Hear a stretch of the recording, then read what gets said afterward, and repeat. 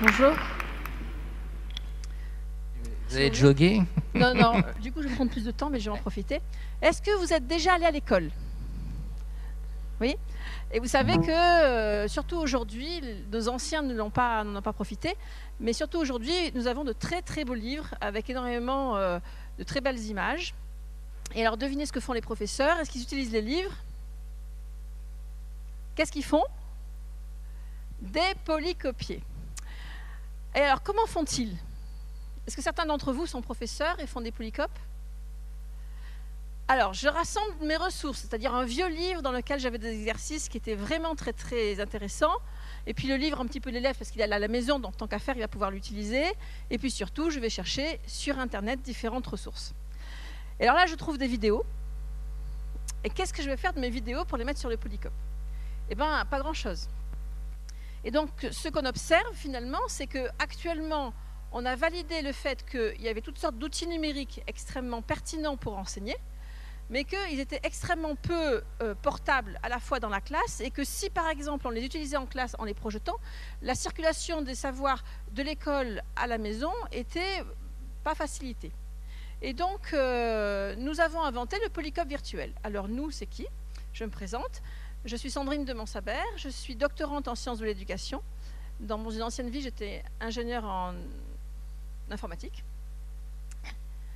Et accessoirement, je suis aussi parent d'élèves et aussi enseignante. Et donc, nous avons inventé le polycope virtuel, que vous verrez peut-être tout à l'heure, qui va permettre, en récupérant l'adresse de chacun des documents numériques que vous avez repérés, de pouvoir les relier. Et, chose magique, l'enseignant ou la personne qui veut communiquer autour de ces documents qu'il propose va pouvoir mettre au-dessus du document qu'il propose un petit commentaire qui va préciser pourquoi ce document est proposé et éventuellement ce qu'il faut faire avec. Donc, la présentation est en train de revenir. Alors, qu'est-ce qui se passe? Il se passe que quand on utilise un document numérique, eh bien, les meilleurs élèves vont se débrouiller encore mieux. Parce que le document numérique sollicite tous les modes cognitifs de l'intelligence, le visuel, le verbal, le kinesthésique et l'auditif. Mais les élèves qui ont un petit peu de difficulté, eh bien, ils vont en avoir encore plus. Parce que se repérer dans un document numérique qui n'est pas comme le livre, avec une structure que tout le monde connaît. Devant, il y a le titre, derrière, il y a le résumé. Si on ouvre, il y a un sommaire, les titres sont en gras. Cette métastructure qui se trouve dans le livre, eh bien, elle a disparu sur le web au profit du web design, où chacun va pouvoir exprimer sa créativité, mais surtout va pouvoir perdre le lecteur qui est là pour apprendre. Il va utiliser la plupart de son énergie psychologique d'abord à se repérer dans le document. Eh bien, nous avons installé dans nos classeurs virtuels un cadre qui permet à l'élève d'avoir comme une rampe, vous savez, pour se déplacer dans un escalier. Ça va augmenter chez la personne qui va lire ces documents le sentiment de sécurité et de confiance qui sont les prédispositions à un bon apprentissage. Donc, puisque... Non, toujours pas.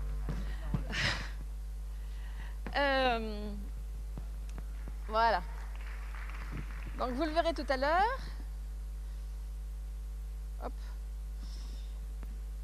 Je vous le refais depuis le début, comme ça vous allez vérifier en même temps. On va sauter. Donc, jog de web. Jog de web, ça veut dire jogger sur le web au lieu de surfer. Parce que quand on surfe, on se perd partout. Tandis que si on jogue, eh ben, on va suivre le chemin qui vous a été préparé. Donc là, vous voyez un classeur virtuel. Vous voyez sur la gauche, il y a la colonne avec le sommaire. Et en haut, il y a le commentaire que le professeur a prédisposé de manière à pouvoir guider. Entre le sommaire sur la gauche et le commentaire qui est au-dessus, eh bien, ça crée un cadre qui va permettre à l'élève de repérer tout de suite qu'est-ce qui est intéressant dans le document et qu'est-ce qu'il doit faire avec. Du point de vue psychocognitif, c'est extrêmement important. Il faut que je mette le micro plus près. Vous avez entendu tous? Merci. Non? Alors...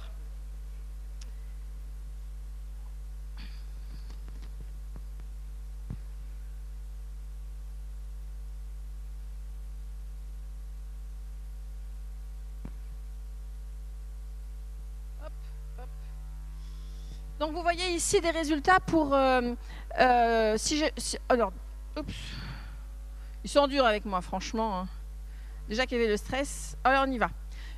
Donc, Jug the Web, ce sont des classeurs, des jogs qu'on va trouver sur un site qui s'appelle Jug the Web, sur laquelle on a une fonction d'exploration. Si je cherche et que je mets GSI, eh bien, je vais trouver des classeurs qui ont été créés par une classe GSI, 23 classeurs.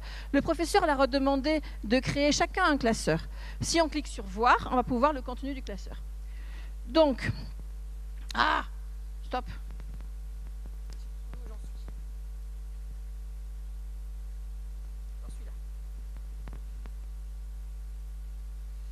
Jug the Web est avant tout très ergonomique parce que selon nous, c'est la technique qui doit aller vers les usagers et pas l'inverse. Il est si simple que les enfants même peuvent créer des jogs et il a d'autres qualités que vous allez découvrir. Elles lui ont fait remporter le trophée de l'AASL en juin 2010 aux États-Unis. Créer, ça avance pas, est un élément important de la vie des communicants et des enseignants.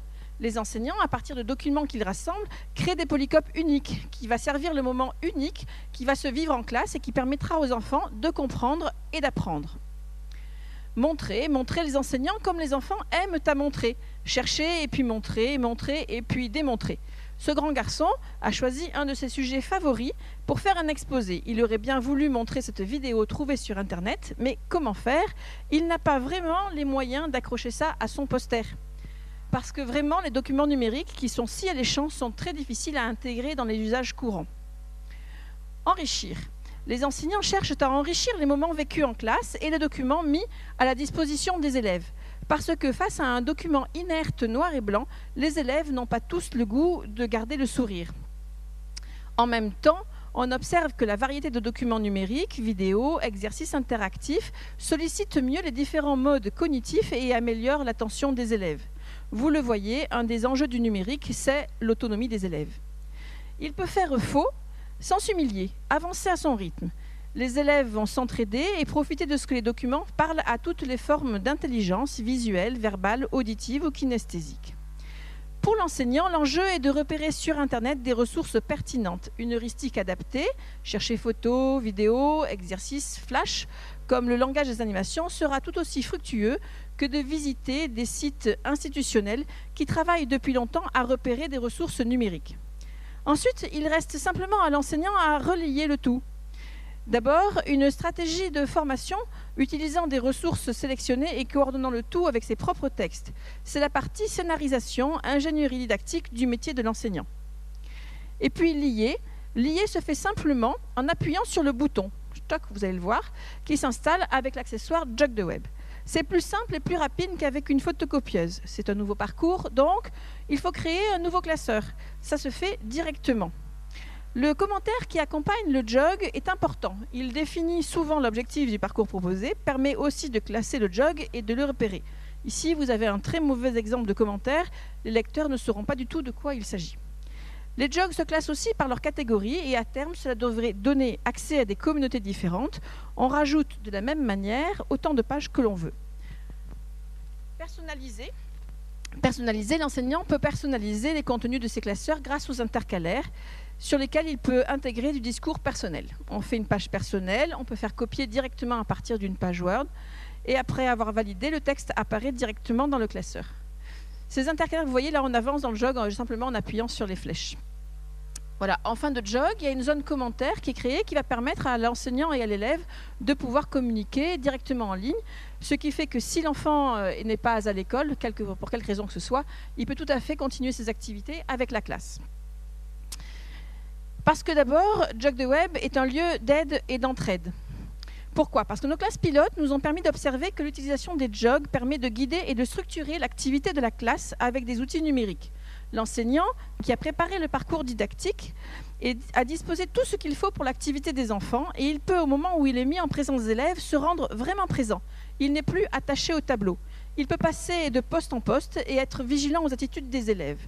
Vous voyez cette jeune fille là-haut? Elle est un peu inquiète. Elle a la main dans la bouche, tandis que les autres, vous allez voir derrière, elles sont plus actives et elles participent grandement à la résolution de la situation problème. Rien de tel que le numérique pour augmenter la portabilité. Et vous voyez ici un jog qui a été créé à Toulon, est utilisé à New York et il y a beaucoup de pays d'Afrique qui attendent ça. Donc nous espérons qu'avec Jug the Web, il va y avoir une révolution, qu'il y aura de moins en moins de photocopies et de plus en plus de circulation des savoirs.